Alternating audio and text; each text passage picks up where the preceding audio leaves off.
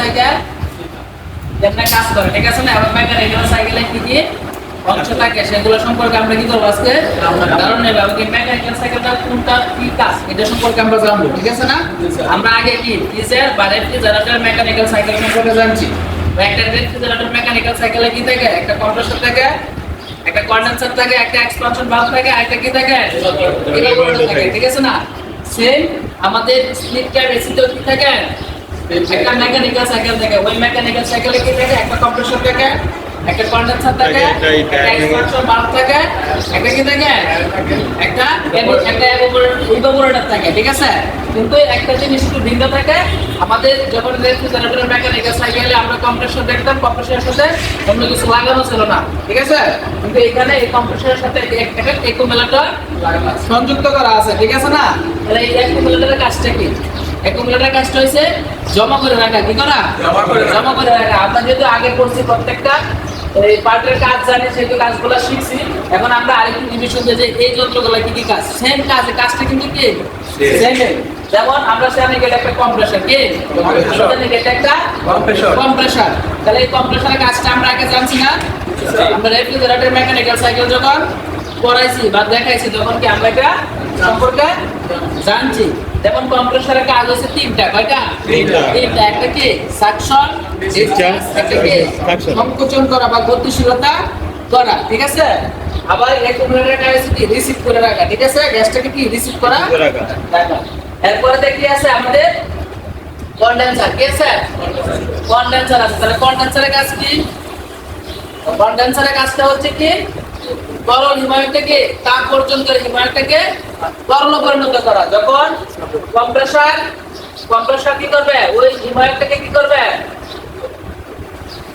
কন্ডেন্সারে প্রেরণ করবে। তখন কন্ডেন্সার ওই তাপটা কি বর্জন করে হিমায়িতকে কি করবে? তরলে পরিণত করবে, ঠিক আছে? এটা হচ্ছে কি কন্ডেন্সারের কাজ, মানে তাপ বর্জন করে হিমায়িতকে তরলে পরিণত করা। এবং এক্সপানশন ভালভের কাজ কি?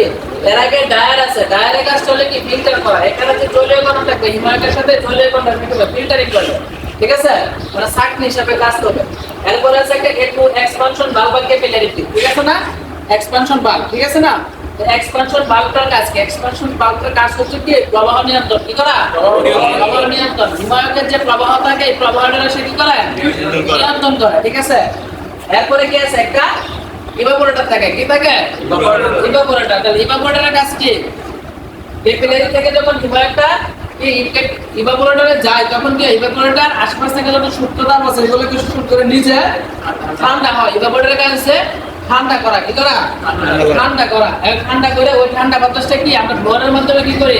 রুমের ভিতরে সরাই দেই। আর আমরা ওইটা কি ফ্রিজের মধ্যে যখন আমরা কি করতাম ওই ঠান্ডা বাতাসটাকে খাদ্যের উপর উপরে আটকে দিতাম না? একটা আবদ্ধস্থানে খাদ্যের উপর কি করতাম? সংকল্প করতাম। আর এই অ্যাসিড মাত্র কি একটা রুমের তাপমাত্রাকে কি কমায় আনা হয়, ঠিক আছে না? কমায় আনা কি করা হয়?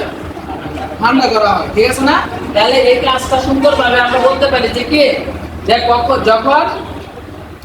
যখন নিম্ন চাপ এবং বাষ্পীয় হিমায়িত কি করি? বাষ্পীয় হিমায়িত কি ইভাপোরেটর থেকে কম্প্রেসর টেনে নেয়। কি করে?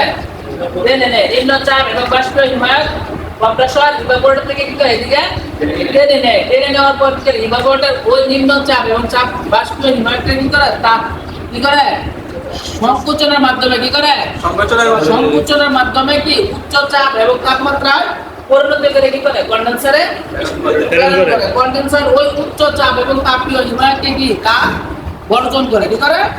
উচ্চ চাপ এবং তাপীয় উচ্চ চাপ এবং কি তাপমাত্রা হিমায়িতকে কি করে? তাপমাত্রা বর্জন করে। বর্জন করে কি করে? হিমায়িতকে তরলে পরিণত করে। কি করে? তরলে পরিণত করে। ওই তরল হিমায়িত আবার কি হয়? ওই ফিল্টারিং মধ্যে কি ফিল্টার হয়। কি হয়? ফিল্টার হয়। কারণ তরলের মধ্যে কি থাকে? জলীয় কণা থাকে না? এখন জলীয় কণাটা কি হয়? এই ক্যাপিলারি টিউবের ভিতরে যায়, তাই ক্যাপিলারি টিউবটা কি ব্লক হয়ে যেতে পারে বা চুকিং মারতে পারে, ঠিক আছে না? হ্যাঁ, তখন ওই হিমায়িতটা ফিল্টারিং হয়ে কি হয়? ক্যাপিলারি টিউব বা এক্সপানশন ভালভের ভিতরে মাধ্যমে কি প্রবাহিত নিয়ন্ত্রণ হয়। কি হয়? প্রবাহ নিয়ন্ত্রিত হয়ে ওই লিকুইড লাইন বা ডিসচার্জ লাইনের মাধ্যমে কি আবার ইভাপোরেটরে যায়। ইভাপোরেটরে গিয়ে কি হয়? ওই হিমায়িতটাকে ইভাপোরেটরের কাজ কি? ওই ইভাপোরেটর কি করে? আশেপাশ থেকে যত সূক্ষ্ম তাপ আছে কি শোষণ করে জলীয় বাষ্প নিচে ঠান্ডা হয় এবং কি করে? আবার করে ঠান্ডা করতে হবে। নিচে ঠান্ডা হয় এবং ওই ঠান্ডা বাতাসটা কি আমরা ব্লোয়ারের মাধ্যমে রুমের ভিতরে ছড়ায় দেওয়া হয়। এইভাবে কি করা হয়, একটা split tap AC mechanical cycle কাজ করতে থাকে। আমরা বুঝতে পারছি? বুঝতে পারছি তো? আচ্ছা, ঠিক আছে।